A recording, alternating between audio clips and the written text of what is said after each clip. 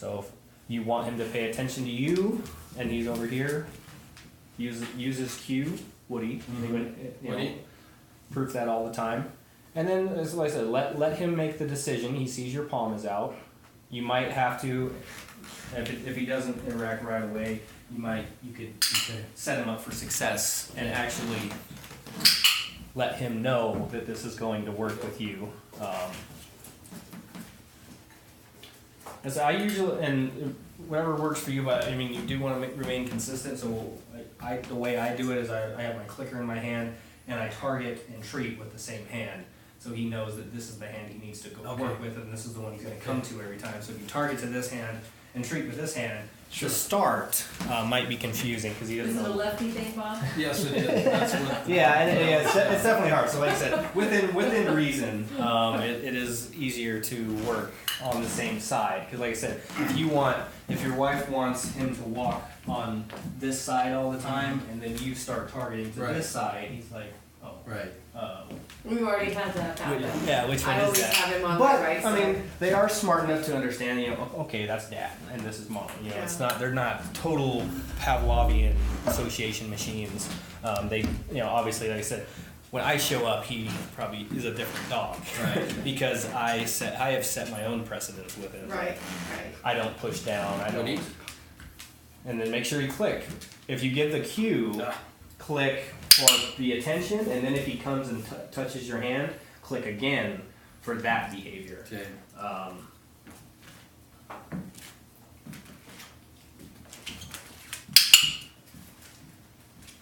And then so what you're trying to right now is reinforce any touch. And like I said, what we're going to do is work on distance and duration through that. So the fact that he's kind of opening his mouth on your hand isn't going to be the optimum thing. We don't want him to assume that her biting your hand gets me treats.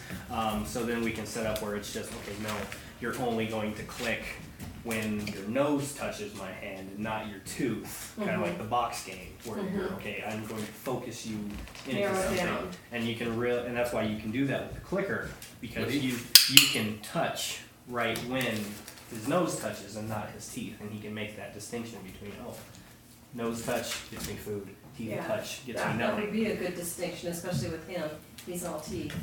Yeah. It can be. And then, like I said, and that's setting him up for success. So maybe not doing the far touches, kind of making sure he knows it's nose touch. Because he, like I said, he knows the difference between if he feels the touch on his nose over and over, and he gets reinforced for that, and he tries to come touch you with his teeth and no reward, well, that didn't work. Things that don't work don't continue happening. Sure. But right now, I said what we're working on is any touch. You want him to know that touching your hand in this situation is going to be good for him. Uh-oh. Okay.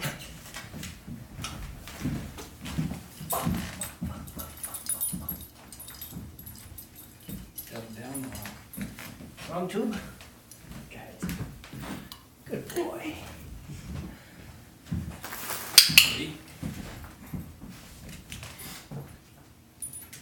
Oh, there it is. Yeah, so I just want you to slow down with that a little bit. When Okay. you say Woody, pause, wait for contact, click, and then present your hand. Because if you're Woody and hand at the same time, it might be, well, which one do you want? You want me to look at you, or you want me to touch your hand? So we really want to be clear with our cues and our reinforcement, that they're separate. Because like I said, Pavlov, if he fed dogs and rang bells at the same time, he didn't get that association. Just like with us, if we were to click and move our hand kind of like a remote, the dog would sense more off the movement than he would the click. So then the times when you didn't move your hand, and that's what we try to do for the first week, is really set up just the sound. He knows the sound means good things, and we want to keep that going. So just stand there, let him, there you go. How are you liking my new, Like him. yeah, pretty well. I did about a 4-hour run the other day and made a lot of salmon, some chicken, but yeah, these are all salmon. think the ones we had this last week, I They were think you tuna. said were tuna. Yeah, they were tuna. And he liked them. And there, I mean, like I said, so I was doing a little market research there to kind of see, you know, the effectiveness and obviously the, how good they were for you guys as well. Like I said, sometimes, I mean, I've been using this for like a year, I mean, through training, and it's fine, and it's good. And he it's likes it great. too. Yeah, and Yeah. it's something you do have to, you have to switch up reinforcement cycles, to make sure you have that value. But, you know, for me personally, not a lot of overhead, more time, more overhead, less time, so, It's benefits. a trade-off for sure. So what we have right here is, okay, we worked in for what, good 10, 15 minutes, had good progress, doesn't seem interested in it anymore, so 5-month-old dog got bored. Okay. Good boy. But we definitely wanna, Good boy, buddy. Good boy. Good boy. He was on a good note. You know, he did click. He did touch. He understood it between all three of us. He knows it works. Give him. We've been rewarding and reinforcing him with the food. He's good. Give him some love as well. Always ended on a good note. Play with him for a little bit. And we grab a couple of his toys. Kind of switch his mind around.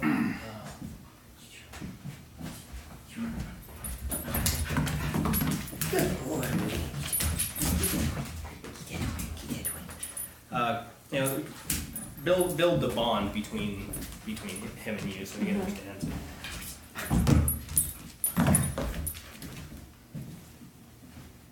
Up. Ah, good boy. Good boy. So teaching a dog how to play appropriately, you know, is obviously something we can do as well. I was just talking with a kid that says, you know, can you teach my dog to not chew his toys up? And I said, well, yeah, obviously. We can do it through negative reinforcement, which is every time he starts tearing up his toy, you put it away. And and that's kind of what goes on through their socialization as a puppy. I bite too hard. My brother or sister goes away and stops playing. I don't like that. I can't bite as hard, so they learn bite inhibition. But there's no really, I guess, if the dog would come back and play, then obviously that would be positive reinforcement. And, okay, you're not biting as hard, I want to play with you. So when we think of that, so obviously I could do that if you watch your dog and make sure that if he starts tugging too hard and ripping, take it away. But we can also supplement that and kind of do more with, while he is playing appropriately, then we can reward him. So like I said, the more the reinforcement you get for one behavior, the more that one behavior is going to show itself because it feels better more often. Sit. Good boy. Good boy. And also, so switching up, if he wants to play, using that as the reinforcer. So but we just ask him for a behavior first. Sit. Good boy. So kind of like me and my dogs with the rabbit. You know, sit. Go chase the rabbit. Go get it. Where's your toy? Get your toy. We can make associations, the sounds between them all. And that's just through repetition. Moose. Moose. And that's going to teach him, if you say moose, he knows to go get that toy because we've just worked through it enough. We've been naming it. Moose. So obviously you can do this with dogs when you want them to go find the kids. You just let them know enough times that, so if I said go get Kaylee, and Kaylee, whenever dog was interacting with my daughter Kaylee, go get Kaylee, and then just the cue to go get. Go get it. So he got it, and that's when he gets cued and rewarded. Go get it.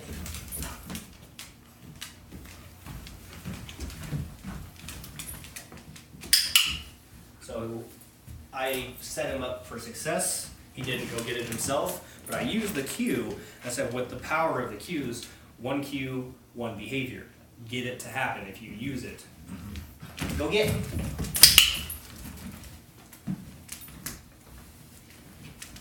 Go get.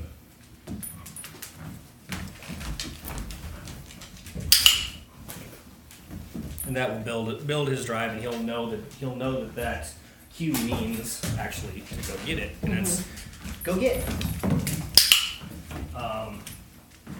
that's kind of what they do with canines and any bite work. You know, it's just getting that drive, doing it enough. Go get.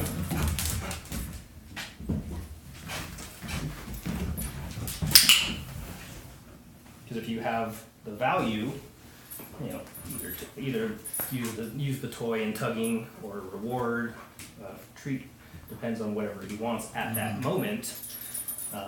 Then he's going to want to do that behavior again. Good boy.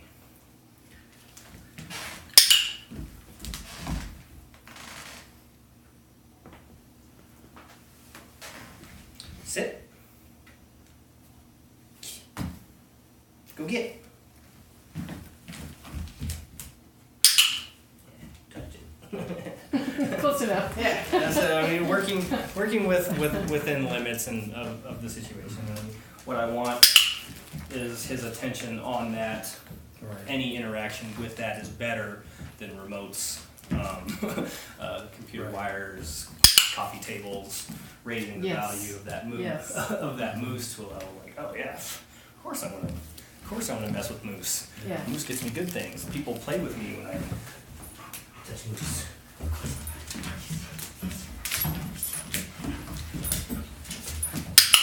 Good boy.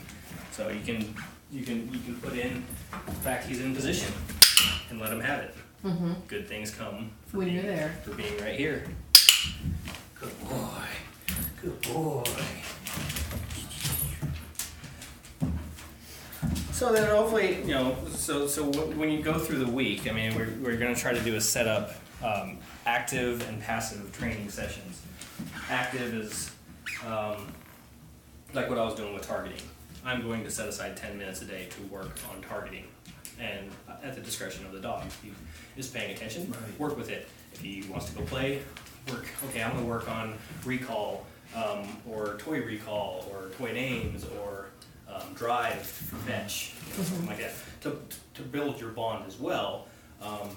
And then what we can go is work on other cues. You can either do that actively or passively. So like right now, lay.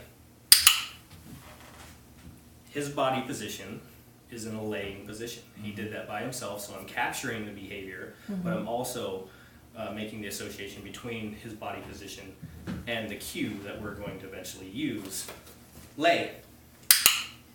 So I made that sound. He's laying down. The click happens. Every time the click, oh, well, that's easy. I can do that all Plop day down. long. Lay. What we do as owners a lot of times is we don't reinforce when dogs are just passively doing the behaviors that we want them to do. So like kind of the instance of my daughters, they only clean the room when I ask them to. They don't do it passively because I never reward them. I walk into their room and see it clean and go, cool, awesome. Never tell them a darn thing about it. Well, then they look at their room and say, well, Dad didn't notice we cleaned it, and therefore, oh, well, I guess I'm just not going to clean it. So any behavior that we work on is going to be the exact same scheduling of behavior is being shown. Lay. I'm going to use the cue, and then click and reward for the behavior continuing. Lay. So this is going to make that they understand the sound of it, but we're not putting them We're not into making them the do it. position where they could associate my body language with laying down. So the fact I'm over here, lay, and I'm not looking at him, but it's just that sound. Okay, lay. So if you capture him throughout the day, laying, you could be in the kitchen, lay. Click, and so make them two separate things. Click, and then come over and bring him the treat, where he knows that he doesn't have to come out of that Right. position. That's going to teach him it's better to stay here. If he does get it, like I said, this is passive training. I wasn't actively trying to get him to lay. Obviously, I can do that. Active session would be try to lure him down, mold the behavior. If he doesn't As do he it, gets further down. if he doesn't do it right away, try to get it so his back feet are on the ground. So that's actually where I wanted to go with my this session was the 3 different body positions when I got here. So sit by itself, lay by itself. Oh, I missed that paw. See, I could have clicked when he put that paw forward. Stand, sit, and lay are the 3 body positions. If you go into any high obedience, I was just watching a video the other day, and that's part of it. One of the exercises was your dog stays, you walk all the way across the stage, sit, lay, sit, stand, lay, stand, sit. They know each body position independently of each other by cue at a far distance. So Only by the word. yeah, by that. I got you. Good boy. So working on that. I have a problem with my dogs. Most people have a problem with their dogs. Sit is so reinforced that it's hard for me to get my dogs to stand. They come immediately.